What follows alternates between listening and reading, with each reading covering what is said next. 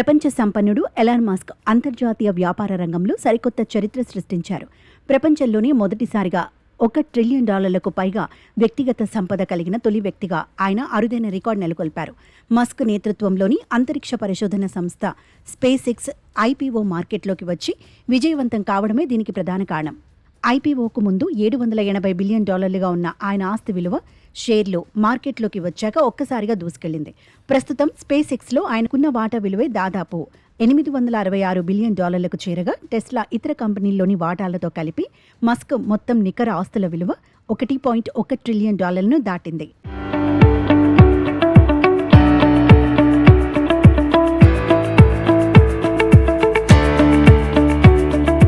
ప్రస్తుతం ప్రపంచవ్యాప్తంగా ఈ స్థాయిలో వ్యక్తిగత సంపద కలిగిన వ్యక్తి మరెవ్వరూ లేరు.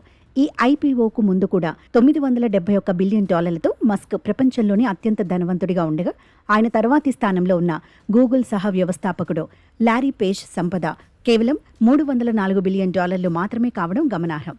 మస్క్ సంపద ఏకంగా కొన్ని దేశాల మొత్తం ఆర్థిక వ్యవస్థల కంటే ఎక్కువగా ఉంది.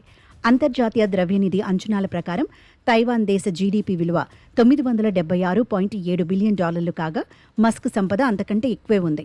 అలాగే సుమారు $4.15 ట్రిలియన్ విలువ కలిగిన భారత జీడీపీతో పోల్చితే మన దేశం మొత్తం ఆర్థిక వ్యవస్థలో దాదాపు 4వ వంతు సంపద ఒక్క మస్క్ వద్దే కేంద్రీకృతమై ఉండటం గమనార్హం.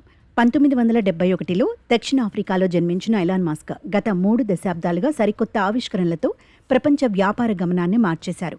టెస్లా ద్వారా ఎలక్ట్రిక్ వాహనాల రంగానికి సరికొత్త దిశను చూపించడమే కాకుండా స్పేస్ ఎక్స్తో అంతరిక్ష రంగంలో విప్లవాత్మక మార్పులు తెచ్చారు. వీటితో పాటు న్యూరాలింక్, బోరింగ్ కంపెనీలను స్థాపించిన ఆయన 2022లో సోషల్ మీడియా ప్లాట్ఫామ్ ట్విట్టర్ను కొనుగోలు చేసి దాని పేరును ఎక్స్గా మార్చారు.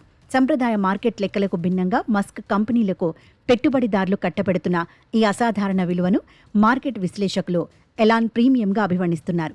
ఆయన భవిష్యత్ ఆలోచనలు, వ్యాపార దూకుడుపై ఇన్వెస్టర్లకు ఉన్న బలమైన నమ్మకమే మస్క్ను ఈ అప్రతిహత స్థానంలో నిలిపింది.